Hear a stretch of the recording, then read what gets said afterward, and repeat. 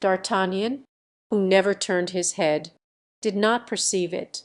Porthos told him of it in his calm manner.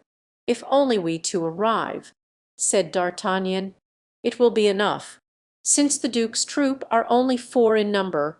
"That is true," said Porthos, and he spurred his courser on. At the end of another 2 hours the horses had gone 12 leagues without stopping. Their legs began to tremble, and the foam they shed white the doublets of their masters.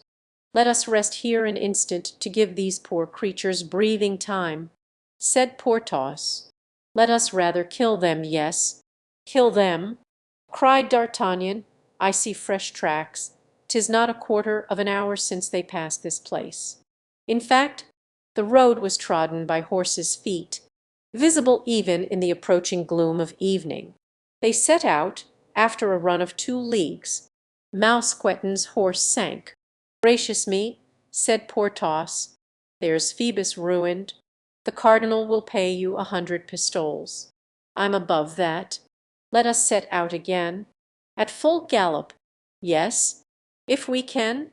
But at last the lieutenant's horse refused to go on. He could not breathe. One last spur, instead of making him advance, made him fall. "The devil!" exclaimed Porthos, "there's Vulcan foundered." "Zounds!" cried D'Artagnan. "Then we must stop. Give me your horse." "Porthos, what the devil are you doing? By Jove, I am falling, or rather, Bayard is falling," answered Porthos.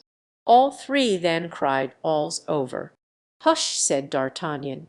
"What is it?" "I hear a horse. It belongs to one of our companions, who is overtaking us." "No," said D'Artagnan, "it is in advance." "That is another thing," said Porthos, and he listened toward the quarter indicated by D'Artagnan. "Monsieur," said Mousqueton, who, abandoning his horse on the high road, had come on foot to rejoin his master, "Phoebus could no longer hold out, and—" "Silence," said Porthos. In fact, at that moment a second neighing was borne to them on the night wind. "It is 5 feet from here, in advance," said D'Artagnan. "True, monsieur," said Mousqueton, "and 5 feet from here is a small hunting house." "Mousqueton, thy pistols," said D'Artagnan. "I have them at hand, monsieur." "Porthos, take yours from your holsters. I have them." "Good," said D'Artagnan, seizing his own. "Now you understand."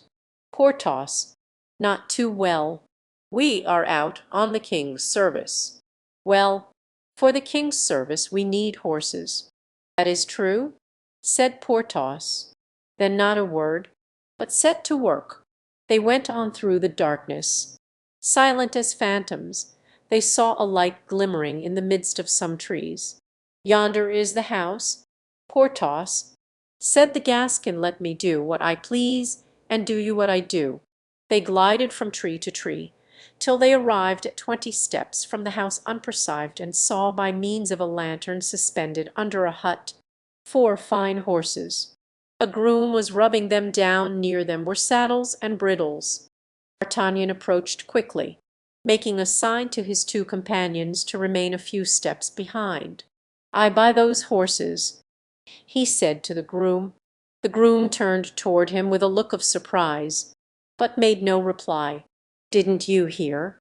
"Fellow—" "Yes, I heard." "Why, then, did you reply?" "Because these horses are not to be sold," was the reply. "I take them, then," said the lieutenant. And he took hold of one within his reach. His 2 companions did the same thing. "Sir," cried the groom, "they have traversed 6 leagues, and have only been unsaddled half an hour." "Half an hour's rest is enough," replied the Gascon. The groom cried aloud for help. A kind of steward appeared just as D'Artagnan and his companions were prepared to mount. The steward attempted to expostulate. "My dear friend," cried the lieutenant, "if you say a word I will blow out your brains." "But, sir," answered the steward, Do you know that these horses belong to Monsieur de Montbazin? So much the better, they must be good animals. Then, sir, I shall call my people, and mine, I've 10 guards behind me. Don't you hear them gallop? And I'm one of the king's musketeers. Come, Porthos, come, Mousqueton,